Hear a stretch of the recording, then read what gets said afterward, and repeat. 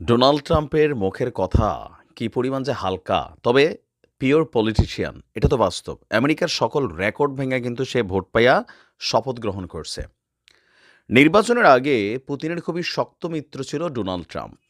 Russia Ukraine যুদ্ধ যখন শুরু হলো, তখন বাইডেন সরকারের বিভিন্ন নীতি, বিভিন্ন ইস্যু, ইউক্রেনকে সহযোগিতা, আরও ন্যাটোকে ফান্ডিং, অনেক কিছু নিয়ে, তারপরে যে জার্মানির মধ্যে যে গ্যাস পাইপলাইনকে বিস্ফোরণ ঘটালো, সেইখানেও আমেরিকার হাত ছিল। নানানভাবে এই যুদ্ধ নিয়ে ট্রাম্পের অবস্থান ছিল রাশার পক্ষে। কিন্তু ক্ষমতার চেয়ারটাতে বসার পরেই মাত্র কয়েক ঘন্টার ব্যবধানে পুতিনকে ভিলেন বানাই ফেললেন একটা স্টেটমেন্ট দেয়া।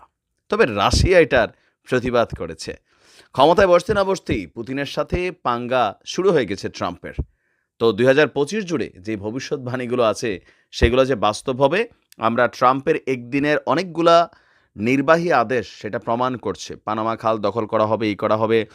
মানে আপনি দেখেন যে পুতিনের সাথে আসলে এই পোল্ট্রিটা কীভাবে নিল। যুক্তরাষ্ট্রের প্রেসিডেন্ট ডোনাল্ড ট্রাম্প বলছেন, আপনার পুতিন কাকু রাশিয়াকে ধ্বংস করে দিয়েছে। তো কিভাবে ধ্বংস করছে? ইউক্রেনের সঙ্গে যুদ্ধ বন্ধের চুক্তি না করে পুতিন রাশিয়াকে ধ্বংস করেছেন। ওভাল অফিসে ফিরেই গতকালকে সাংবাদিকদেরকে ট্রাম্প বলছেন, পুতিনের উচিত একটি চুক্তি করা। আমি মনে করি চুক্তি না করে পুতিন রাশিয়াকে ধ্বংস করে দিচ্ছে। আমি মনে করি রাশিয়া একটা বড় ধরনের সমস্যায় পড়তে যাচ্ছে। তার এই মন্তব্য শুনে নেটিজনরা বা যারা কূটনীতিকরা আছেন রাশিয়া, আমেরিকার, অনেকে একটু চিন্তায় পড়ছেন যে এই মন্তব্যটা ট্রাম্পের তো স্বাভাবিক মন্তব্য না। কারণ অতীতে তিনি সর্বদা পুতিনের প্রশংসা করতেন। এছাড়া ট্রাম্প জানান যে পুতিন কাকুকে কন্ট্রোলের চেষ্টা করবে। কিভাবে? সে পুতিনের সাথে একটা সাক্ষাতের প্রস্তুতি নিচ্ছে। তার প্রথম মেয়াদে পুতিনের সঙ্গে অনুষ্ঠিত একটি শীর্ষ সম্মেলন সমালোচিত হয়েছিল, কারণ সেখানে মার্কিন গোয়েন্দা সংস্থার কথার চেয়ে পুতিনের বক্তব্যকে তিনি বেশি গুরুত্ব দিয়েছিলেন।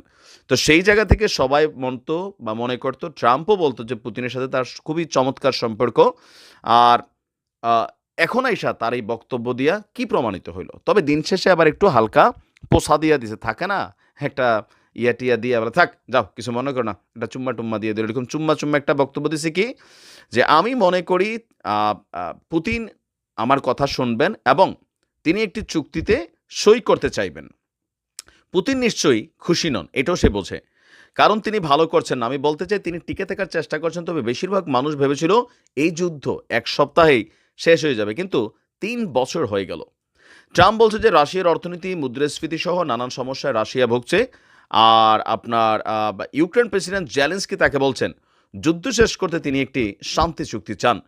ইভেন জেলেনস্কি আপনার একটি চুক্তি করতে চান। আপনারা দেখছেন ট্রাম্পের ক্ষমতা গ্রহণের আগ থেকে তেলবাজ হিসেবে সারা পৃথিবীর সর্বশ্রেষ্ঠ তোষামোদকারী হিসাবে কিন্তু আন্তর্জাতিক গণমাধ্যমগুলোতে জেলির ভূমিকা আমরা দেখছি। আসছে যে মানে একটা সরকারকে কি পরিমাণ তোষামোদি, কারণ জেলির তো উপায় নাই।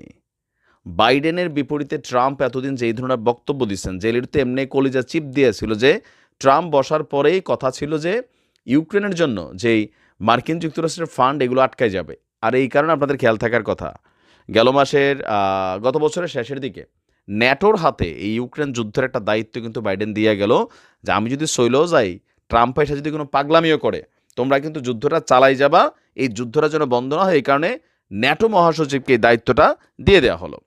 এখন ট্রাম্প আইসা তার যে বক্তব্য, তার যে অবস্থান, জেলেনস্কির সাথে যে খাতির আলাপ, এগুলো থেকে দেখা গেল সে ফার্মফর্টিতে গইলা এখন পুতিনের সাথে এক ধরনের পাঙ্গা নিতে যাচ্ছে। তবে ট্রাম্পের এমন বক্তব্যকে রাশিয়া থেকে প্রত্যাখ্যান করা হয়েছে, যে রাশিয়া বলছে তারা তাদের সার্বভৌমত্ব এবং কি সন্ত্রাসবাদের বিরুদ্ধে, ইভেন ন্যাটোর এই যে নাকের ডগায় এই ধরনের ঘাঁটি বা এই ধরনের অ্যাক্টিভিটিসকে রাশিয়া নিজেদের সার্বভৌমত্বের জন্য হুমকি স্বরূপই মনে করছে। আর পুতিন এটা নিয়ে খুবই অফসেট একটা মাইন্ডে আছেন। এখন দেখা যাক এই যুদ্ধ তার মানে আরো লম্বা সময় জীবিত থাকবে, বোঝাই যাচ্ছে। কি হয় আল্লাহ ভালো জানে। ভালো থাকবেন।